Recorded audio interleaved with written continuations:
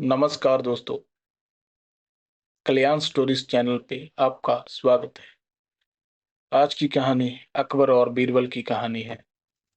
चार सबसे बड़े मूर्ख। मित्रों, इस four fools Akbar Birbal stories in Hindi में अकबर बीरबल को राज्य के चार सबसे बड़े मूर्ख लाने का आदेश देते हैं, लेकिन बीरबल दो ही व्यक्ति को लेकर हाजिर होता है। अकबर के बिफरने पर वे उन्हें क्या जवाब देता है, यही इस कहानी में रोचक ढंग से बताया गया है। अकबर बीरबल की अक्लमंदी की परीक्षा लेने के उद्देश्य से उसे विचित्र कार्य सौंपा करते थे।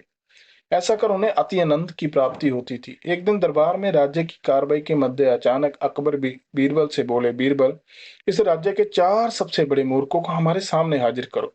हम तुम्हें 1 महीने का समय देते हैं, तुरंत इस काम में लग जाओ। अकबर का आदेश सुन बीरबल आश्चर्यचकित हुआ, किंतु वे था तो अकबर का मुलाजिम, उनका हर हुक्म बजाना उसका फर्ज था। वे तुरंत चार मूर्खों की तलाश में निकल पड़ा। 1 माह पूर्ण होने के उपरांत वे दो व्यक्तियों के साथ अकबर के समक्ष उपस्थित हुआ। अकबर की दृष्टि जब दो व्यक्तियों पर पड़ी तो वे बिफर गए। बीरबल, जे क्या तुम दो ही मूर्खों को लेकर आए हो? हमने 1 महीने का वक्त तुम्हें चार मूर्ख लाने के लिए दिया था। हजूर, मेरी गुजारिश है कि अपना गुस्सा शांत रखिए और मेरी पूरी बात सुने बगैर किसी नतीजे पर मत पहुंचिए। बीरबल अकबर का गुस्सा शांत करते हुए बोला। बीरबल की बात सुनकर अकबर का गुस्सा कुछ ठंडा हुआ। जहांपना ये रहा पहला मूर्ख। इसकी मूर्खता का वर्णन सुनेंगे तो आप भी सोचेंगे कि ऐसे लोग भी होते हैं इस दुनिया में। पहले व्यक्ति को आगे कर बीरबल बोला, बताओ ऐसी क्या मूर्खता कर रहा था? जी, अकबर ने पूछा। हजूर, मैंने इस व्यक्ति को बैलगाड़ी पर बैठकर कहीं जाते हुए देखा। बैलगाड़ी चालक के अतिरिक्त बैलगाड़ी पर बैठा जो अकेला व्यक्ति ही था, जिस पर भी इसने अपनी गठरी सिर पर लाद रखी थी। चकित होकर जब मैंने कारण पूछा तो ये कहने लगा कि गठरी बैलगाड़ी पर रख दूंगा तो बैल के ऊपर बोझ बढ़ जाएगा, इसलिए मैंने गठरी अपने सिर पर रख ली है। अब इसे मूर्खता नहीं कहेंगे तो क्या कहेंगे? पहले व्यक्ति की मूर्खता का किस्सा सुनकर अकबर के चेहरे पर मुस्कुराहट तैर गई। फिर बीरबल ने दूसरे व्यक्ति को आगे किया और बोला, जहांपना ये आदमी तो इससे ही बड़ा मूर्ख है। एक दिन मैंने देखा कि ये अपने घर की छत पर भैंस लेकर जा रहा था। मुझे आश्चर्य हुआ तो मैंने पूछा, लेकिन फिर इसका जवाब सुनकर मैंने तो अपना सिर पीट लिया। इसने बताया कि इसके घर की छत पर घास उगाई है, इसलिए ये भैंस को छत पर ले जाता है ताकि वे वहां घास खा सके। घास काट कर जे भैंस को लाकर खिला सकता है, लेकिन जे मूर्ख भैंस को ही छत पर ले जाता है। ऐसा मूर्ख कहीं देखा है आपने?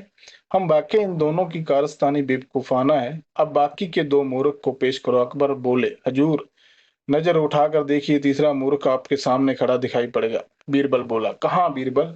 हमें तो जहां कोई तीसरा व्यक्ति दिखाई नहीं पड़ा रहा है। अकबर इधर उधर देखते हुए बोले, तीसरा मूर्ख मैं हूं हजूर। बीरबल सिर झुकाकर बोला, अब देखिए मुझ पर कितने महत्वपूर्ण कार्यों की जिम्मेदारी है, लेकिन सब कुछ एक तरफ हटाकर मैं 1 महीने से मूर्खों को खोज रहा हूँ। ये मूर्खता नहीं तो और क्या है? बीरबल की बात सुनकर अकबर सोच में पड़ गए। फिर बोले, और चौथे मूर्ख कहाँ है? गुस्ताखी माफ हजूर, पर चौथे मूर्ख आप हैं।